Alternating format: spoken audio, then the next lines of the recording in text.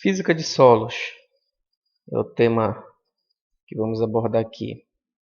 Ah, do ponto de vista físico, o solo ele tem várias propriedades ou características, sendo que para as ciências agrárias, para a agricultura, existem algumas propriedades que são mais importantes. Existem muitas propriedades, mas do ponto de vista agrícola, né? As principais são a textura, a estrutura, a densidade, a porosidade, a cor, a consistência, a superfície específica e a condutividade hidráulica, principalmente as 5 primeiras. Porém, existem diversas propriedades físicas que a gente pode abordar no solo. Vamos comentar um a um. O que seria então a textura do solo?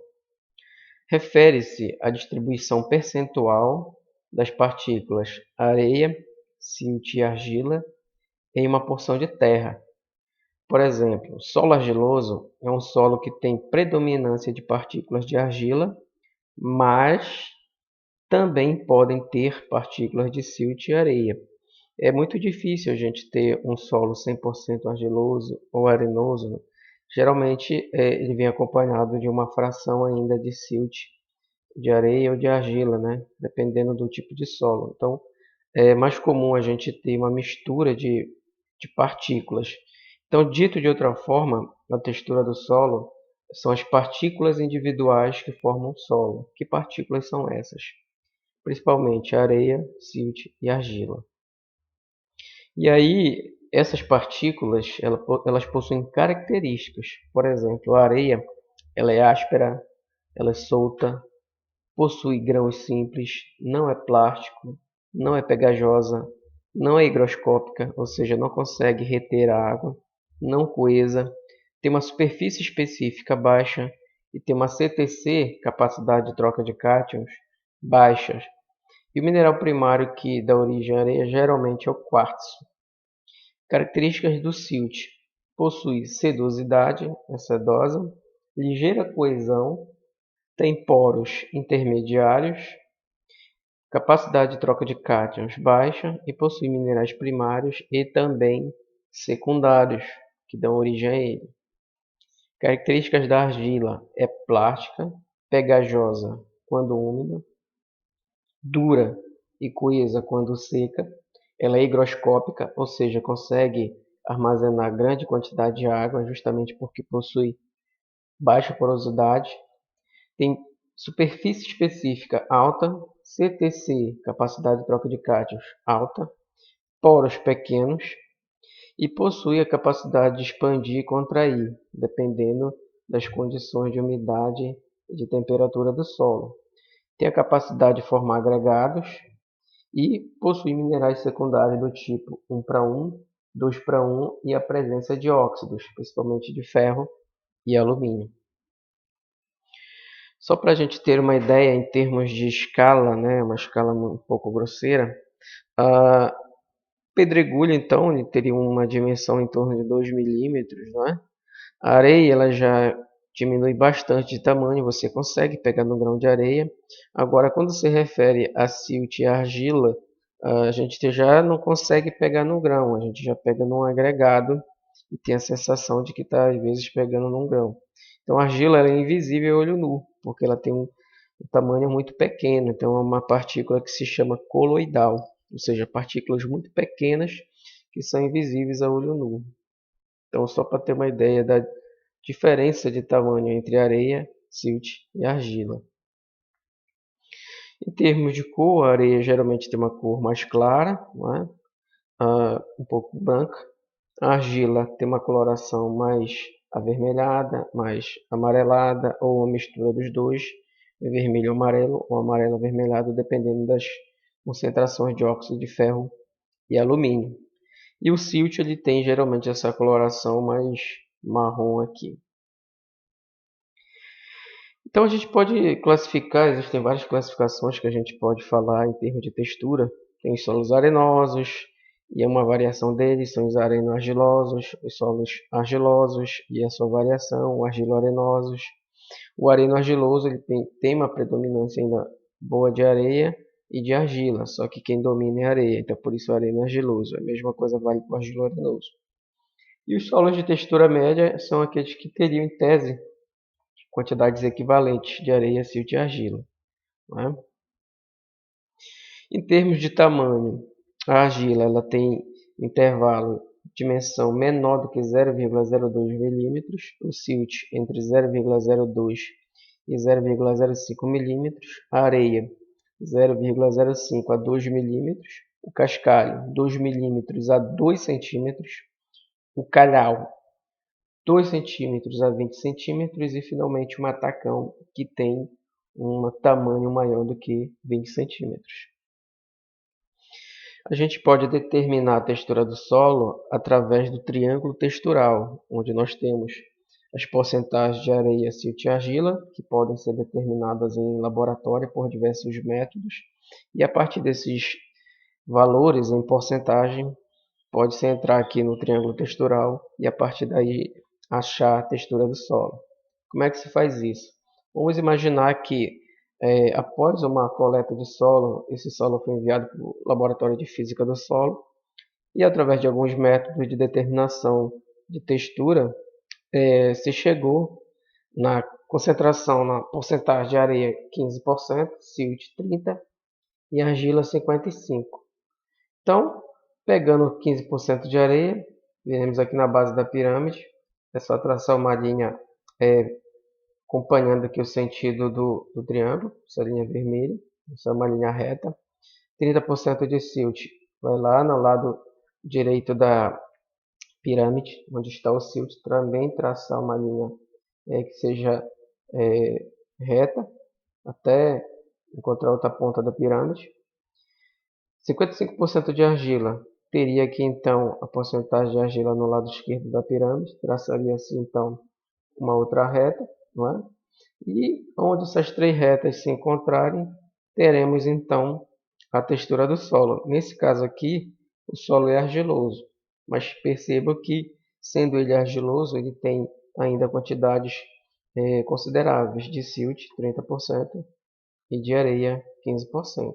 O fato dele ser argiloso não quer dizer que ele não tenha outras partículas compondo esse solo. E o que seria o solo franco? Esse é um termo que aparece ainda bastante em livros, né? Então, o solo franco, o conceito central de franco pode ser definido como uma mistura de areia, silt e argila, partículas de argila, que exibe as propriedades dessas frações em proporções iguais. Então, a gente poderia dizer que solo franco é igual ao solo textura média, sendo que textura média é o termo mais usual hoje em dia. Então, solos de textura média e francos são sinônimos. Como é que a gente pode determinar a análise textural ou granulométrica? Então, a gente pode determinar pelo método da pipeta, que é o mais comum, o método de densímetro e de Boiúcos, entre outros métodos. Então, tem por finalidade fornecer a distribuição quantitativa das partículas unitárias menores que 2 milímetros. E uma outra característica do solo do ponto de vista físico é a estrutura do solo. O que seria isso? É o resultado da agregação das partículas primárias do solo, areia, silt e argila, originando formas definidas, ou seja, dito de outra forma, a estrutura do solo é a união das partículas individuais que formam o solo. Que partículas são essas? Areia, silt e argila.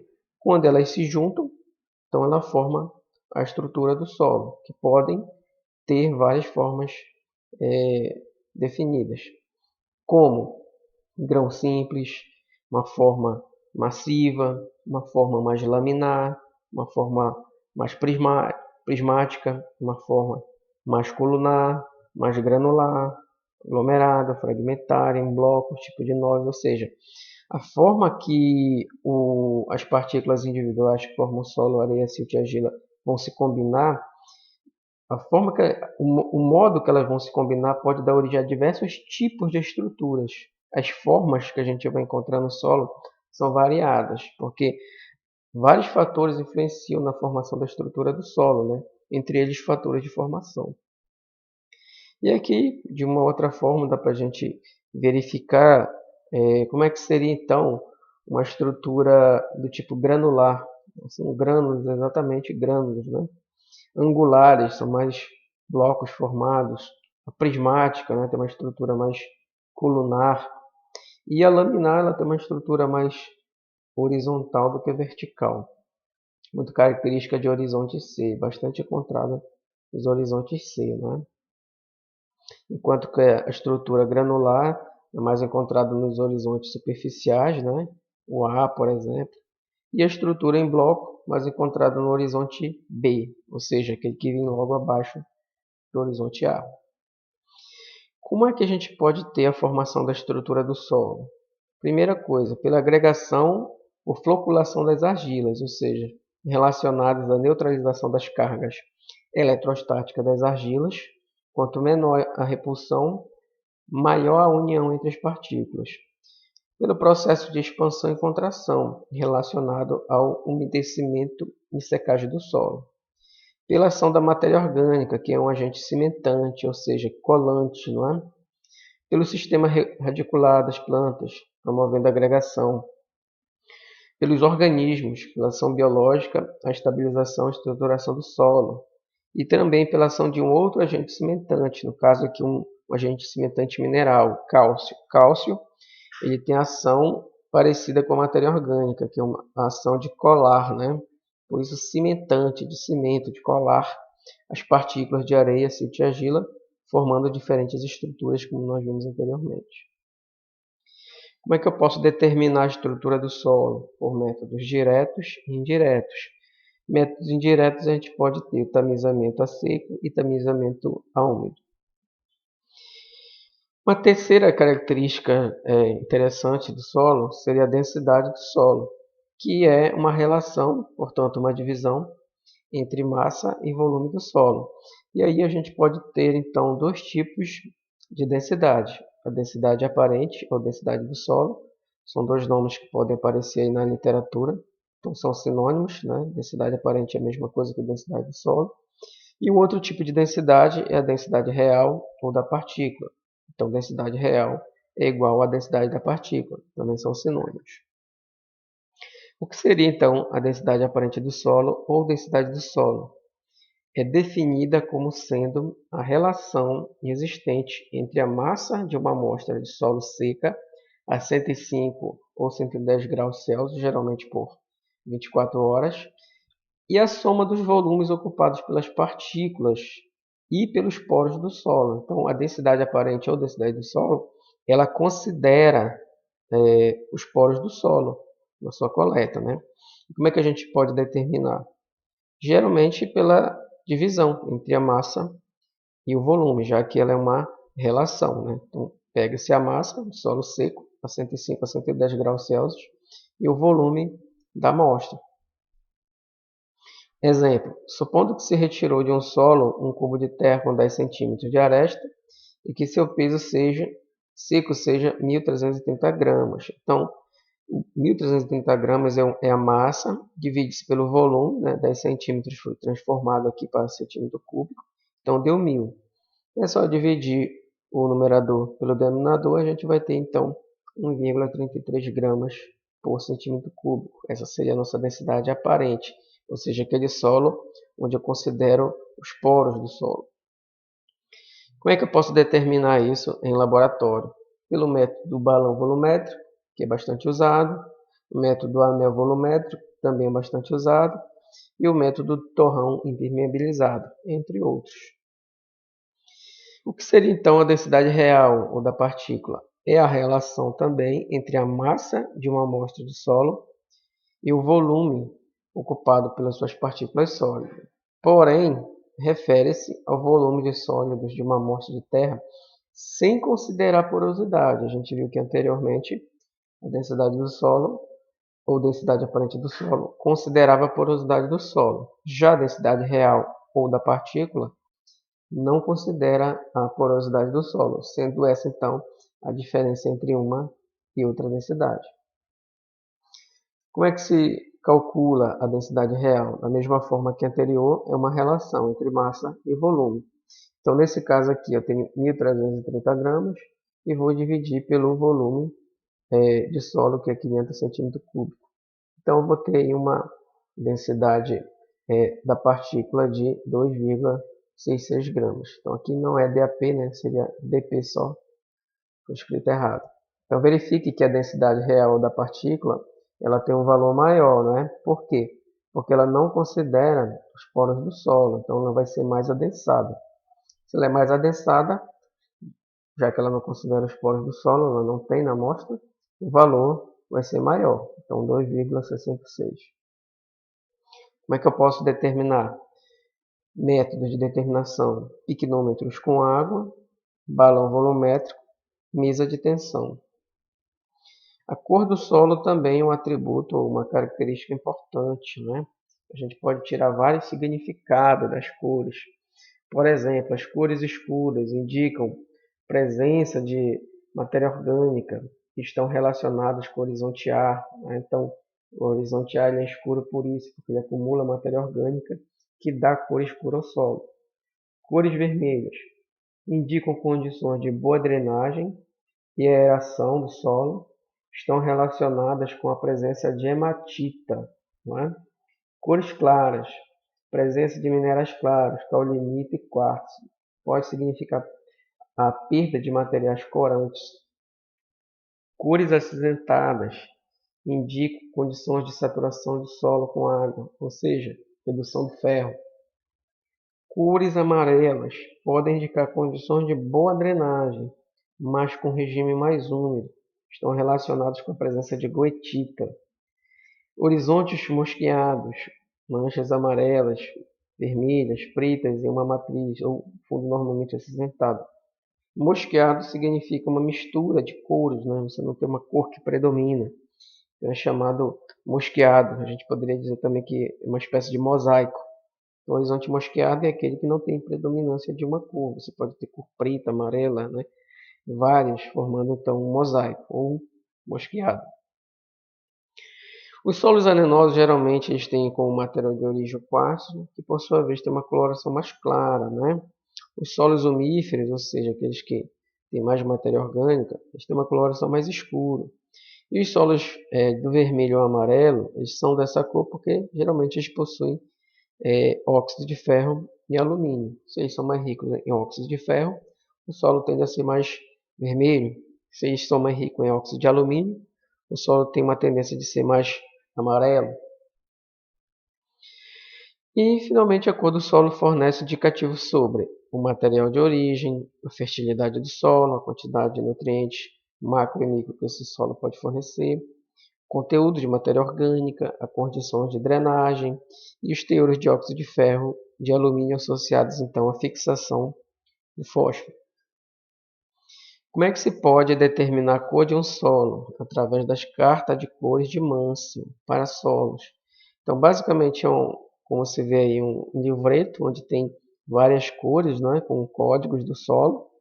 Então, você determina no perfil seco, né, de frente para o sol. Você tem que determinar dessa forma, o perfil do solo tem que estar seco e com a presença de incidência do sol, radiação solar nesse perfil. Retira-se um torrão para determinar a amostra seca e, uma vez determinado a cor do solo seco, molha-se, né, esse torrão para ele ficar úmido, já que a água ela muda a cor do solo, então você determina com o mesmo torrão a amostra úmida. Então, primeiro você determina a amostra seca, depois a amostra úmida desse torrão de solo, utilizando então a carta de cores de Mansell. Porosidade também é um atributo bastante importante. O que seria a porosidade do solo? Corresponde ao volume do solo não ocupado por partículas sólidas, incluindo todo o espaço poroso ocupado pelo ar e água. A porosidade total inclui a macro e a microporosidade. Então, quando eu junto a macro e a microporosidade, eu tenho a porosidade total do solo. Pegando um solo arenoso à esquerda, e se nós olhássemos uma porção de terra no microscópio, a gente teria então essa imagem à esquerda, onde a gente tem é a presença de vários espaços vazios, ou seja, eu tenho mais macroporos no solo arenoso. Já no solo argiloso à direita, existe a predominância, então, de mais microporos, por isso ele armazena mais água do que o solo arenoso à esquerda. Como é que eu posso determinar a porosidade? Eu posso determinar direto a porosidade total no laboratório, por métodos, e eu posso determinar separadamente a microporosidade, para saber a quantidade de microporos, e determinar separadamente a macroporosidade, para determinar a quantidade de macroporos, e a partir daí eu somo as duas para determinar a porosidade total do solo. Tudo bem?